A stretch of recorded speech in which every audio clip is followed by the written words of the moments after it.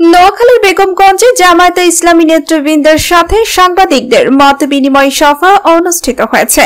সোমবার সন্ধ্যায় চৌমুহনী আমানিয়া চাইনিজ রেস্টুরেন্টে এই সভা অনুষ্ঠিত হয়েছে।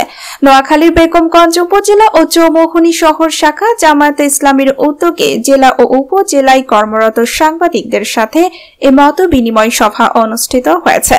জামায়াতে ইসলামী চৌমুহনী শহর শাখার আমির জসিম উদ্দিনের সভাপতিত্বে মতবিনিময় সভায় প্রধান অতিথি হিসেবে উপস্থিত ছিলেন জেলা জামায়াতের সেক্রেটারি ও সাবেক বেগমগঞ্জ উপজেলা পরিষদের ভাইস চেয়ারম্যান মাওলানা বোরহান উদ্দিন।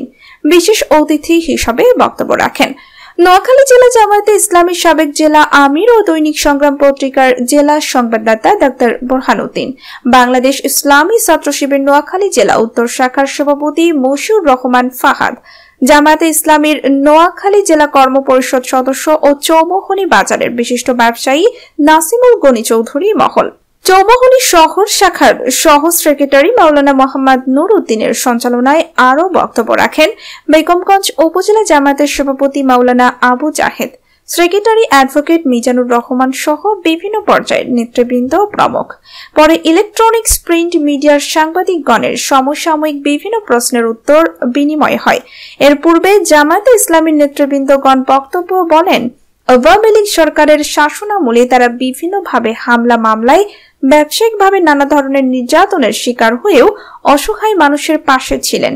গেল করোনা মহামারীতেও তারা অসহায় মানুষকে নানাভাবে সাহায্য করেছে। শীতার্তদের মাঝে শীতবস্ত্র বিতরণ, পরিবেশ রক্ষায় বৃক্ষরোপণ সহ নানাভাবে সমাজের কল্যাণে কাজ করে আসছেন বলে জানান। বর্তমানে তারা বেগমগঞ্জ সোনাইমুড়িতে বৈষম্য বিরোধী কোটা আন্দোলনে নিহত 10 জন মৃত ছাত্রের অভিভাবকের খোঁজ খবর নিয়ে সহযোগিতা করেছেন। বর্তমান চলমান বন্যা মোকাবেলায় তারা নানা পদক্ষেপের কথা জানিয়েছেন। অতীতে যেভাবে সাংবাদিকগণ সহযোগিতা করেছে, ভবিষ্যতেও তাদেরকে সহযোগিতার আশাবাদ ব্যক্ত করেন। যুব টিভি ডেস্ক রিপোর্ট। এবং প্রশাসনের সাথে আপনারা সকলে বাদ বিতণ্ডা করেছেন। আমরা ইফতার করিয়ে গেছি, জামাতের নামে কোনো প্রোগ্রাম হচ্ছে না।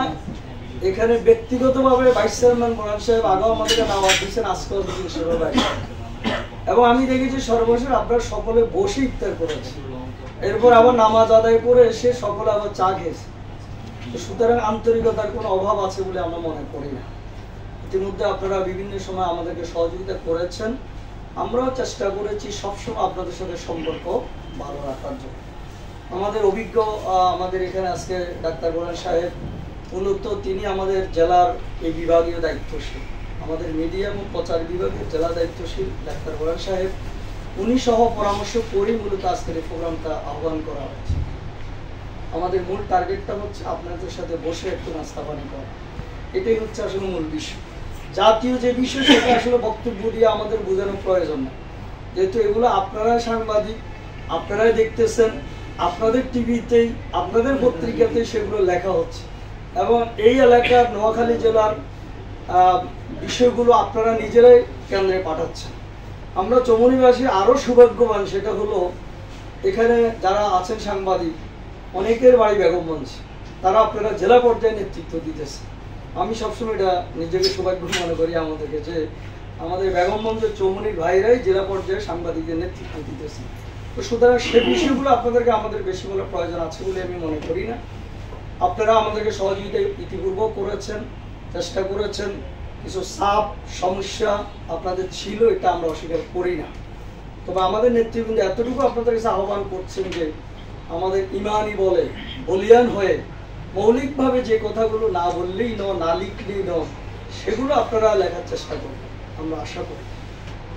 আমরা একটা সময়ে সরকারের অংশীদার ছিলাম, কিন্তু আপনারা বুঝতে পেরেছেন তখনও আমাদের পক্ষে সরকারের অংশীদার হওয়ার পরেও কোনো বিষয়ে কোনো কিছু চাপ আমরা কখনো আপনাদেরকে দিই নাই। আপনারা স্বাধীনভাবে পর থেকে সরে গেছে, তার জন্য সকলেই শ্রম ঘাম ছিল, সবচেয়ে বেশি ছিল ছাত্রদের বৈষম্য বিরোধী ছাত্র আন্দোলন। এটা আল্লাহ তাআলার ইচ্ছা, তারা তাদের বৈষম্য অবসানের জন্য তারা আন্দোলন করছে। আজকে বিদায়ী প্রধানমন্ত্রী অজস্বী প্রতিটার কারণে গত 15 বছর 16 বছর পরে 17 বছর পরে কি দেখেছি কি পেয়েছি এটা সকলের কাছে তার সময় নষ্ট করা শুধু আমি শুধু এমন বলবো এই সময়টাতে যারা ছিলেন নিজদেরকে চেতনার কথা বলেছেন, মুক্তিযুদ্ধের পক্ষে বলেছেন, শহীদদের পক্ষে বলেছেন, দেশের পক্ষে বলেছেন, কিন্তু কাজগুলো যে পুরো বিপরীত।